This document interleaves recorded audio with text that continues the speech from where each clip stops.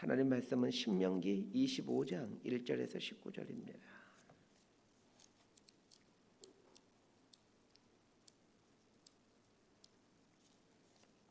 신명기 25장 1절에서 19절까지 말씀 번갈아 가며 읽습니다. 제가 먼저 읽습니다.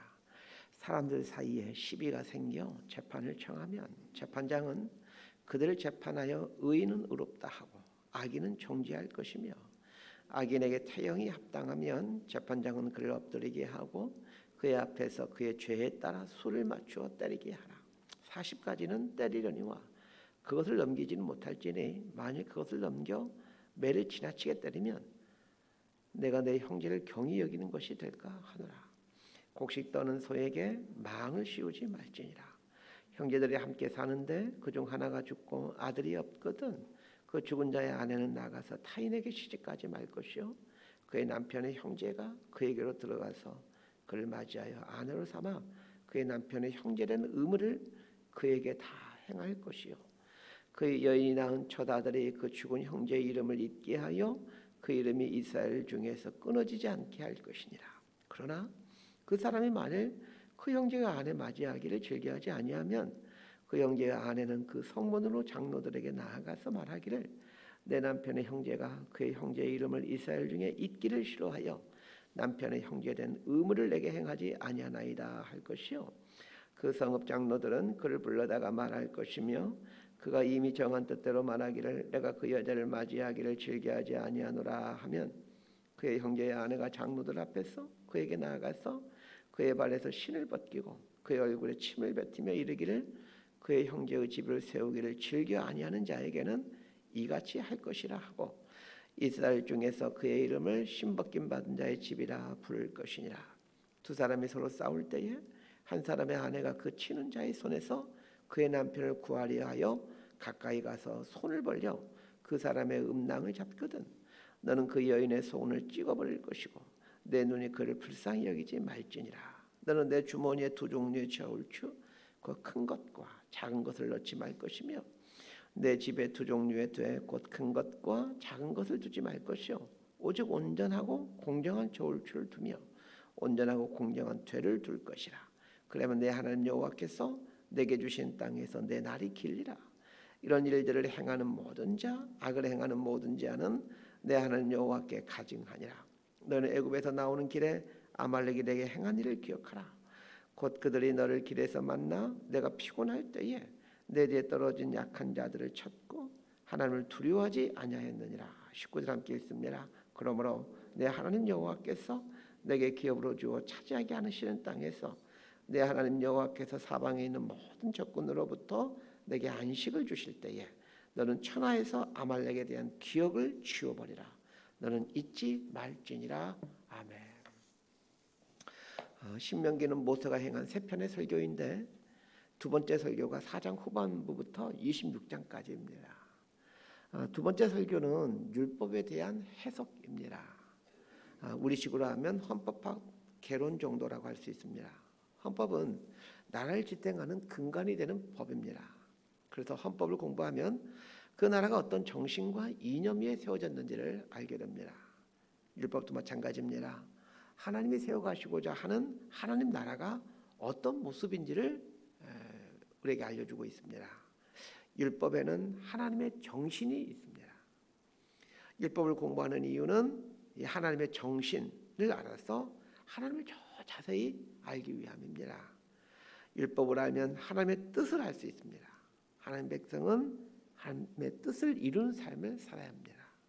그러기 위해서는 하나님 뜻이 무엇인지 알아야 되겠죠.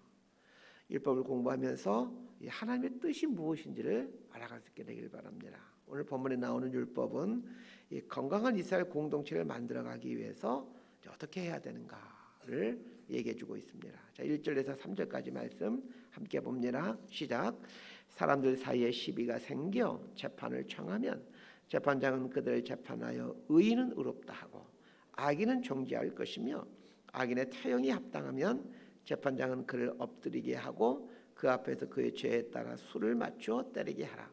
40가지는 때리려니와 걸 넘기지는 못할지니 만일 걸 넘겨 매를 지나치게 때리면 내가 내 형제를 경히 여기는 것이 될까 하노라.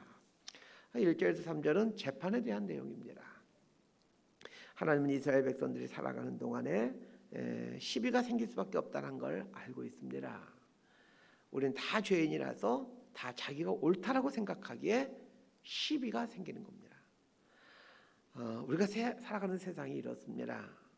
서로가 옳다고 하기 때문에 그 옳음의 기준이 있어야 합니다. 하나님은 율법을 통해서 옳음의 기준을 말씀해 주시고 그 옳음을 판명해 주는 재판장들 세워 무엇이 옳은지 그른지를 알려주라라고 말씀하십니다. 두 사람이 시비가 붙어 재판을 하게 되면 재판장은 의인에 대해서는 옳다라고 판결해야 하고 악인에 대해서는 죄를 드러내어 그 죄에 합당한 벌을 내리라고 하고 있습니다. 이렇게 하는 이유는 하나님의 공동체, 하나님 택한 이스라엘 나라에서는 죄가 근절되도록 하기 위함입니다. 하나님이 기뻐하는 공동체의 모습은 불법이 성행하지 않는 공동체입니다. 그래서 우리가 속한 가정 공동체, 교회 공동체, 직장 공동체에서 불법이 행해지지 않도록 하는 것이 하나님의 뜻입니다. 그리스도인이 하나님 나라를 구현해 간다라는 말은 내가 속한 가정이, 교회가, 직장이 불법을 행하지 않도록 때로는 감시하면서 때로는 죄가 드러날 때는 그 죄를 정죄함으로 죄와 싸워간다라는 말입니다. 그런데 악인의 죄를 드러내면서 주의해야 될 것이 있습니다. 악인의 죄에 대한 합당한 처벌을 하게 되는데 재판장이 죄의 경중에 따라 이제 매를 때리도록 하라고 말씀합니다. 여기서 주의해야 될 것이 있습니다. 두 가지를 주의해야 됩니다. 첫 번째는 매우 숫자를 정함에 있어서 40이 넘어서는 안 된다는 것입니다. 40이 넘게 되면 불구가 되거나 사망에 이를 수 있기 때문입니다. 이건 죄를 정죄하여 심판하는 것도 중요하지만 사람이 중요하다는 얘기입니다. 재판을 하는 최종 목적은 사람을 살리기 위함입니다. 의인에게는 억울함을 해결주려 그 의인을 살리는 것이고 죄인에게는 형벌을 가함으로 다시는 죄를 짓지 않도록 함으로 역시 그 사람을 살리기 위함입니다. 그런데 너무 심하게 때림으로 죽게 된다면 재판을 하는 본래 목적에 어긋나게 됩니다. 두 번째 주의해야 될 것이 죄인에게 매를 때릴 때는 반드시 재판장 앞에서 매를 때리는 것입니다. 재판장 앞에서 매를 때리는 이유는 죄인으로 하여금 자신이 받는 형벌이 합당하다라는 것을 깨닫게 하고 자신이 죄인임을 깨달아가도록 하기 위함입니다. 부당하게 매를 맞고 있는 것이 아니라 합당하게 매를 맞고 있음을 깨달아 죄에서 돌이키게 하기 위함입니다. 결국 재판을 통해 의인과 죄인을 판단해내고 죄인에 대해서는 그에 합당한 벌을 내리는 것은 공정성을 지켜 공동체를 온전하게 만들어가기 위함입니다. 정의가 사라진 국가나 공동체는 결코 오래갈 수가 없습니다. 왜냐하면 공정성이 사라지는 곳에는 하나님이 계실 수가 없기 때문입니다. 자, 4절 말씀 함께 봅니다. 시작. 곡식 떠는 소에게 망을 씌우지 말지니라. 이 구절을 얼핏 보면 어떤 가축에 대한 규정으로 보여집니다. 그런데 이 규정에 담긴 깊은 의미를 볼 줄 알아야 합니다. 곡식을 떤다라는 말은 타작을 한다라는 말입니다. 이스라엘에서 보리나 밀을 타작할 때 이제 곡식을 그 수확한 곡식들을 마당에 깔고 소가 그 일을 밟는 방법을 취해서 이제 그 타작을 하는 것이죠. 그때 소는 배가 고프기 때문에 자신의 발 밑에 널려 있는 곡식들을 먹게 됩니다. 소가 곡식을 먹는 걸 아까워하는 어떤 주인들은 소 입에 망을 씌워 먹지 못하도록 했던 겁니다. 곡식 떠는 소에게 망을 씌우지 말라라는 말은 1차적으로는 가축을 학대하지 말라는 말이기도 하겠지만 보다 근본적인 뜻은 합당하게 품삯을 지불하라는 말입니다. 우리 사회가 민주화 사회로 가는 과정에 이제 자본과 노동자들 간에 심각한 대립이 있었습니다. 80년대, 90년대 초반까지 그 대학생들 비롯해서 많은 노동자들이 그 시위를 하곤 했죠. 시위하는 대부분의 이유는 약자인 노동자에게 합당한 대우를 해달라는 것이었습니다. 일한 만큼 합당한 보수를 받는 공동체가 하나님이 기뻐하는 공동체의 모습입니다. 그렇게 함으로 고용주와 피고용인이 함께 더불어 살아가는 공동체가 되는 것이 하나님이 기뻐하는 공동체의 모습입니다. 그렇다면 우리는 이 말씀 앞에서 어떻게 해야 되겠습니까? 고용인이라면 피고용인에게 합당한 보수를 주어야 합니다. 피고용인이라면 받고 있는 보수에 부끄럽지 않게 성실하게 일을 해야 됩니다. 그런데 대부분의 경우는 고용인은 피고용인에게 열심히 일할 걸 요구하고 있고, 피고용인은 고용인에게 많은 보수를 달라고 요구하고 있고, 받는 보수에 합당하게 일하려고 하지 않습니다. 상대방에게 뭘 요구하기 전에 고용인이라면 나는 우리 직원들에게 충분히 보수를 주고 있는가 먼저 살펴야 할 것이고, 피고용인이라면 나는 성실히 맡겨진 일을 하고 있는가를 생각해야 됩니다. 자, 5절부터 10절까지 부분은 우리 현실과는 좀 너무 맞지 않는 조항입니다. 그러나 이 조항에 담긴 정신을 알아서 이 정신을 현대에 맞게 재해석해서 적용할 줄 알아야 합니다. 5절부터 나오는 내용은 일명 고엘 제도라는 것입니다. 형제들이 살고 있는데 한 형제가 결혼을 했지만 아들을 낳지 못하고 일찍 죽게 됩니다. 그러면 그 죽은 사람의 아내가 다른 사람에게 시집가지 말고 그 죽은 남편의 형제들에게 들어가서 아들을 낳도록 하는 것입니다. 우리말로는 형사 취수 제도라고 합니다. 제 기억에 맞는다면 우리 중고등학교 때 배운 그 국사 시간에 우리 고조선 시대에 이 형사 취수 제도가 존재했었다라고 제가 이렇게 알고 있습니다.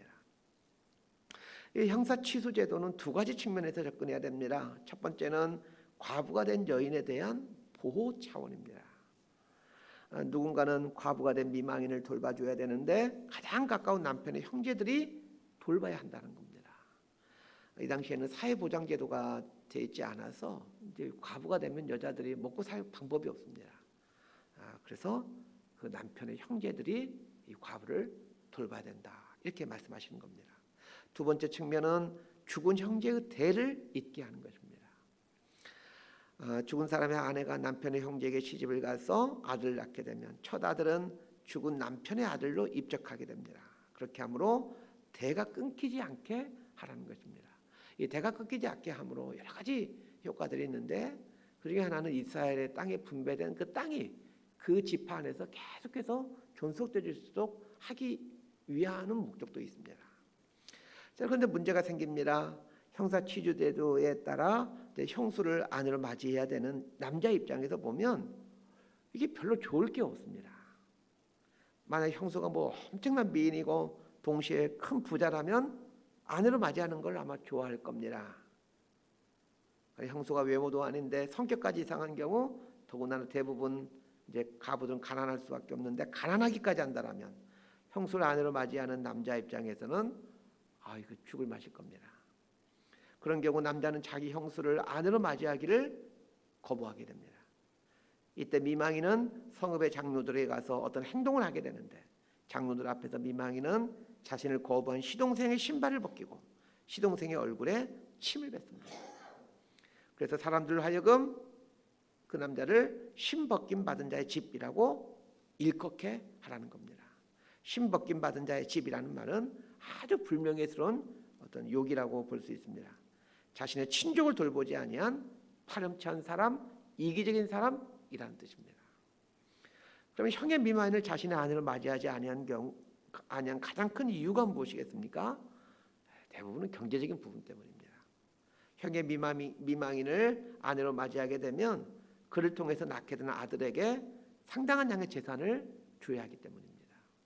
물론 형수도 돌봐야 되고 자기 자식이라면 재산을 줘도 아깝지 않겠지만 결국은 형의 아들이 되기 때문에 자신의 재산에 손해가 생깁니다. 그렇다면 형사 취수제도에 담긴 정신이 무엇이겠습니까? 돈보다 사람을 귀히 여기라 라는 얘기입니다. 자, 11절과 12절 말씀 함께 읽습니다. 시작. 두 사람이 서로 싸울 때에 한 사람의 아내가 그 치는 자의 손에서 그의 남편을 구하려 하여 가까이 가서 손을 벌려 그 사람의 음낭을 잡거든 너는 그 여인의 손을 찍어버릴 것이고 내 눈에 그를 불쌍히 여기지 말지니라. 설교하기 참 불편한 내용이 11절과 12절입니다. 어떤 남자 둘이 싸우고 있습니다. 그런데 싸우고 있는 한 남자의 아내가 자기 남편을 구하기 위해 남편과 싸우고 있는 상대방의 생식기를 잡아 당기는 경우를 말하고 있습니다. 남자들은 싸울 때 말로 하기보다는 그냥 주먹으로 싸울 때가 많죠. 근데 그때 이제 이 아내가 자기 남편과 싸우고 있는 상대방과 남편이 싸우고 있을 때 상대방의 남편에 가서 생식기를 잡아당기는 경우를 지금 얘기하고 있는 거예요. 상당히 별 이야기가 다 나오죠. 남편을 구하기 위해 남편과 싸우는 남자의 생식기를 잡아당기는 여자에 대해서는 그 손을 찍어버리라 라고 말하고 있습니다. 여기에 담긴 정신을 알아야 합니다. 첫 번째 정신은 남자의 생식기는 생육하고 번성하는 데 꼭 필요한 신체 기관입니다. 남편을 구하기 위해 상대방의 생식기를 잡아당겼다라면 그 순간 여자는 아마 있는 힘을 다해서 잡아당겼을 겁니다.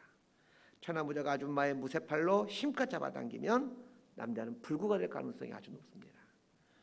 다른 신체 부위를 차서 남편을 도와주는 것은 그리 큰 죄가 아니지만 생식기를 잡아당기는 것은 생육하고 번성하라는 하나님의 주신 복이면서 동시에 이 명령인데 이 명령을 이루지 못하게 만듭니다.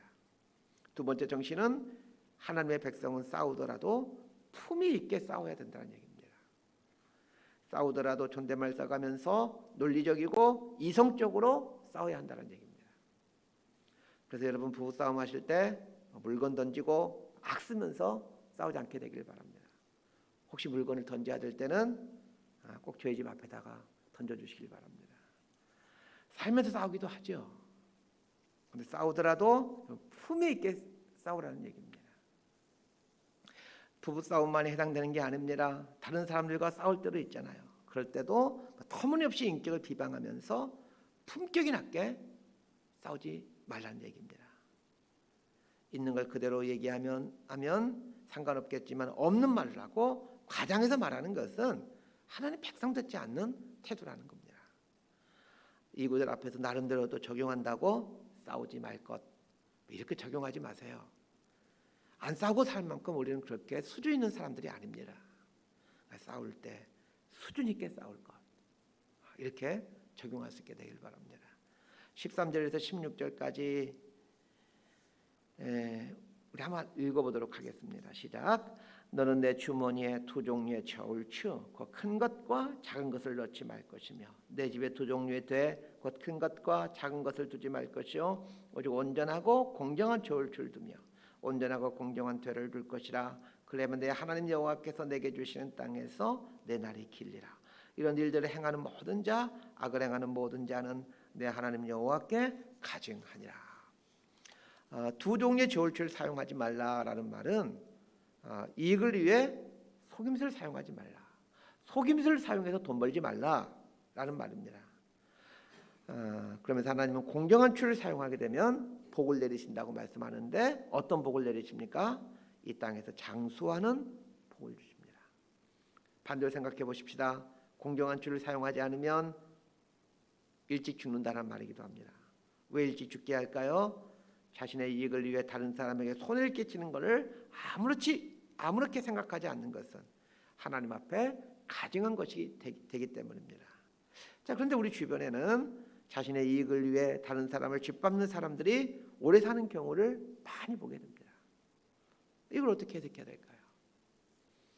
자신의 이익을 위해 다른 사람을 고통스럽게 하는 사람이 좋은 것 먹고 좋은 건강식품 먹고 오래 살더라도 그가 살아가는 인생 중에 생명의 기간들은 짧을 수밖에 없습니다.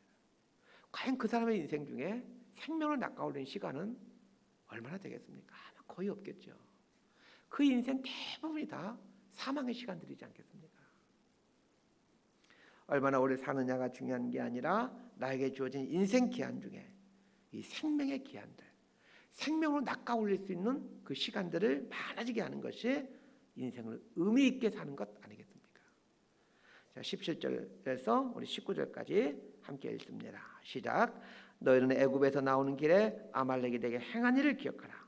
그들이 너를 길에서 만나 내가 피곤할 때에 내 뒤에 떨어진 약한 자들을 쳤고 하나님을 두려워하지 아니하였느니라.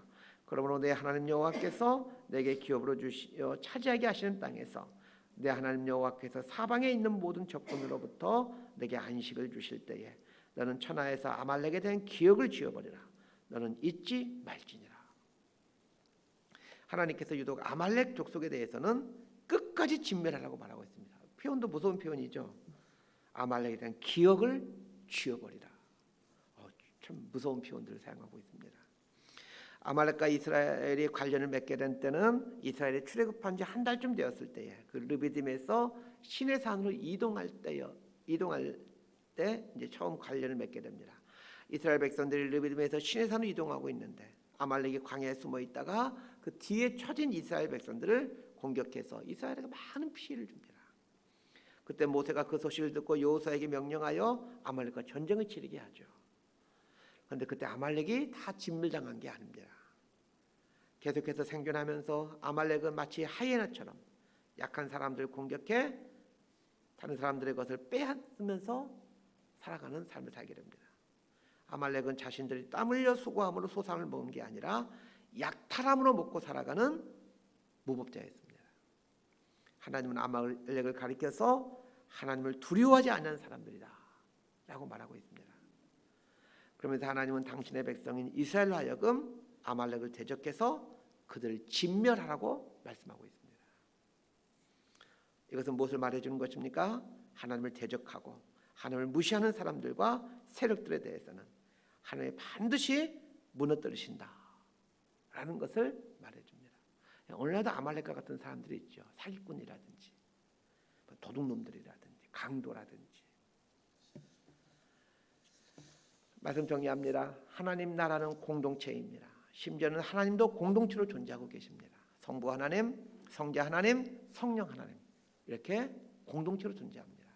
학자들은 이걸 가리켜 가드 소사이어티, 하나님의 사회라는 표현을 쓰곤 합니다.